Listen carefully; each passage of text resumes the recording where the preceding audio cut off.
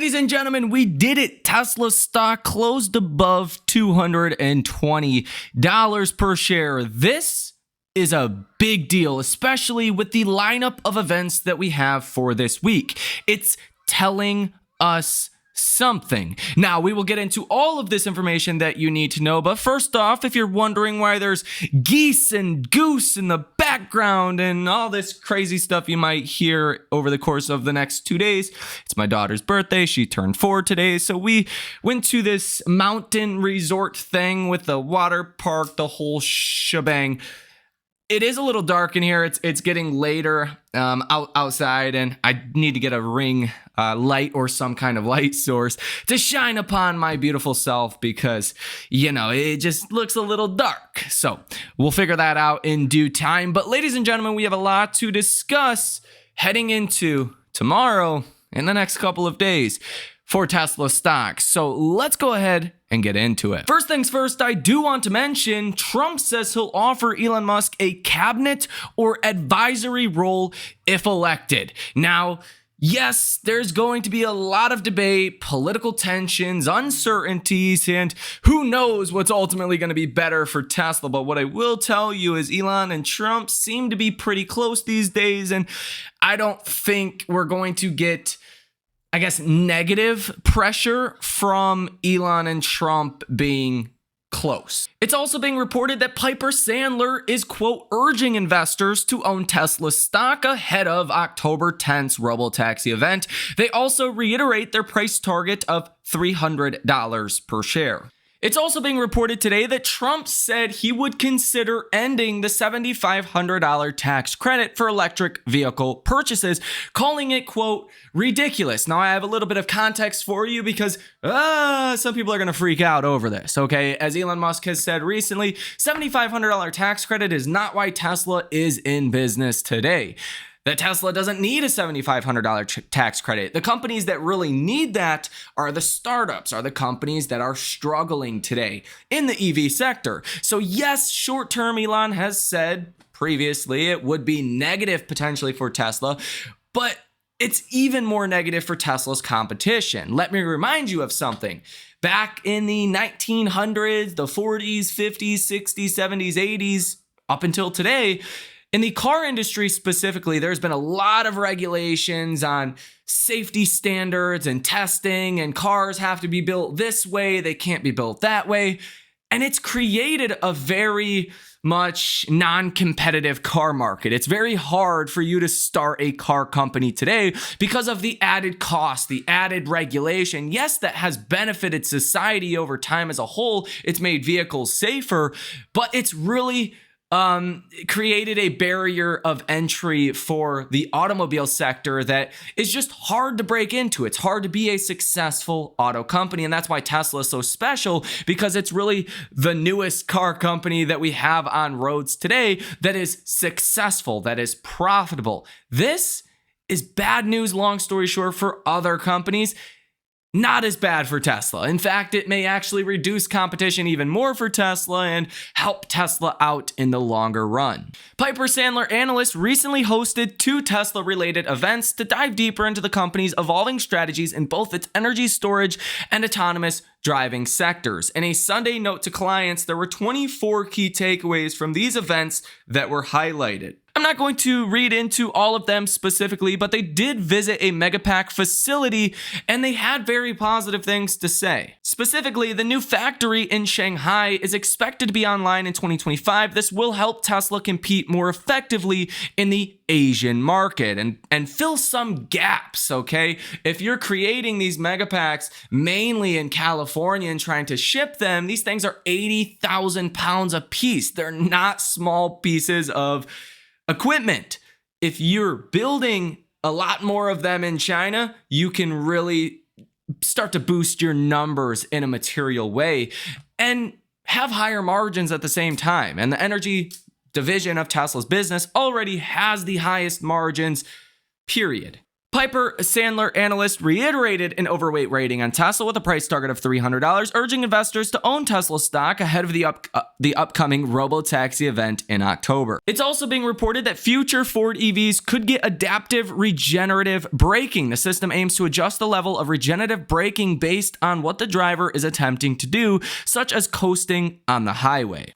So, another thing to mention is Bloomberg is estimating last year that Tesla could receive $41 billion in credits by the end of 2032 from Biden's Inflation Reduction Act. There's a $7,500 EV credit for consumers, but there's also the $45 per kilowatt hour manufacturing tax credit for battery packs made in the US, $35 per kilowatt hour for battery cells, and $10 per kilowatt hour for the battery modules. And this is something that you're not going to hear about in mainstream media. It's not related to the consumer, it's more to the manufacturer.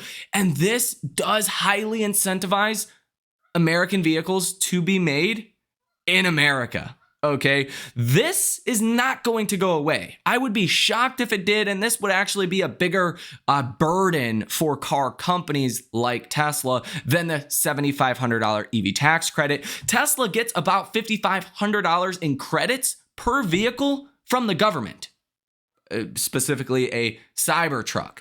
That's a big deal. And here's one of these headlines. Harris is going to seek raising the corporate tax rate to 28%.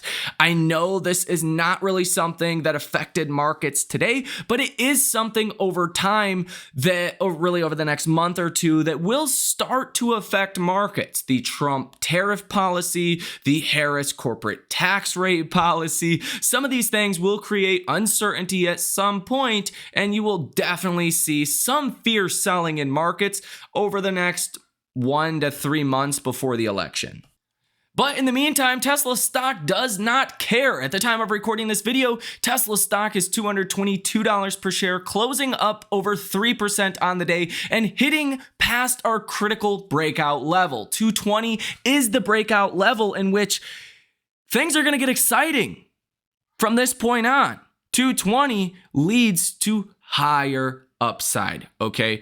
Potentially, if things go well, $300+ per share by October 10th. Now, if we are $300+ per share, October 10th is probably, in all honesty, going to be a sell the news event, but it doesn't have to be. And that's why the economic data over the next coming days, weeks, and months will be so important. It's as simple as this. If the economy is holding up and doing well, Tesla is going to hold up and do well. If the economy is deteriorating and getting worse and we're seeing larger Fed cuts being priced into markets, well, Tesla's going to fall a lot. Stocks are going to fall a lot, and there's nothing you can really do for that besides buy the dip and hedge your portfolio. At this point, Wall Street is pretty excited about the prospects of what could be to come, especially with the Jackson Hole event this Friday. Ryan Dietrich on X says, remember, it is perfectly normal to see a lot of summer strength in an election year. June, July, and August are the 3 strongest months in election years,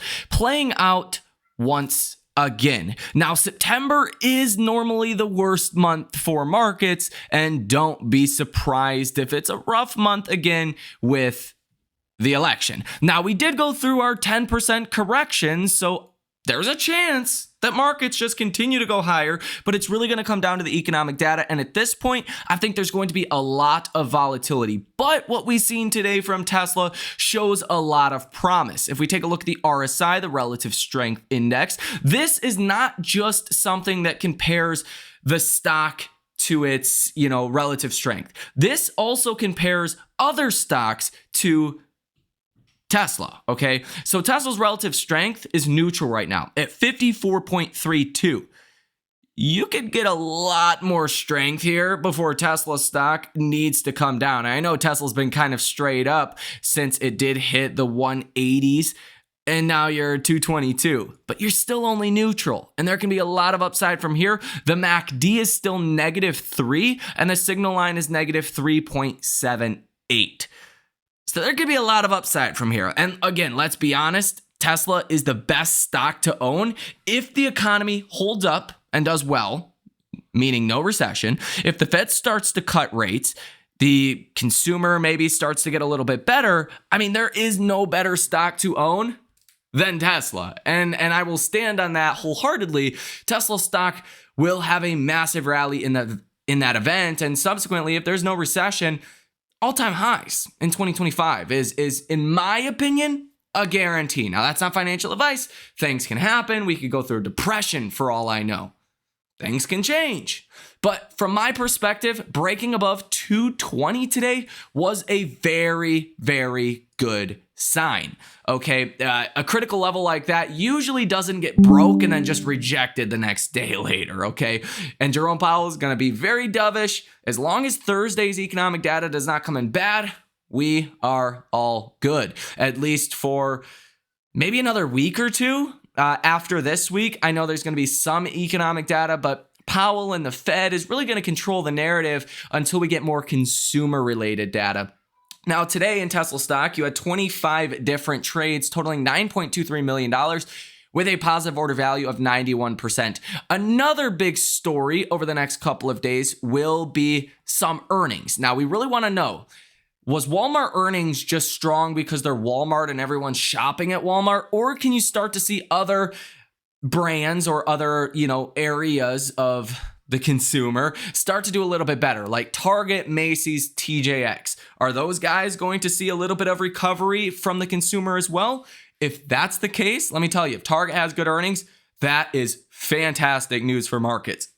That comes out Wednesday, pre-market. But from my perspective in Tesla, breaking above 220, especially if we close tomorrow above 220, get another day or two above 220, that's setting you up for much larger upside. And there's probably going to be more positive surprises over the next couple of months than negative surprises, like FSD entering China, like Tesla raising prices.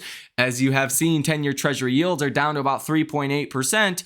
down from 4.5% where they just were, a couple of months ago. So there definitely is room for some margin expansion here, potentially some incremental price increases. Although I think we want to see 10-year treasury yields fall to about 3.5% before Tesla does start to incrementally raise prices. So let me know what you think about all of this information down below in the comment section. Hit the like button as well as subscribe to the channel if you have not done so already. You guys have a fantastic rest of your day. Oh, and by the way, if you guys want to see the stocks that I bought today, check out that link down below in the description of this video. These are longer term buys and holds that I think offer a lot of upside with minimal risk at this point. So check that out, link down below in the description of this video. Nonetheless, you guys have a great rest of your day. I'm going to go find a campfire and some s'mores and get rocking and rolling on that because why not? You guys have a great night and I will see you in the next one.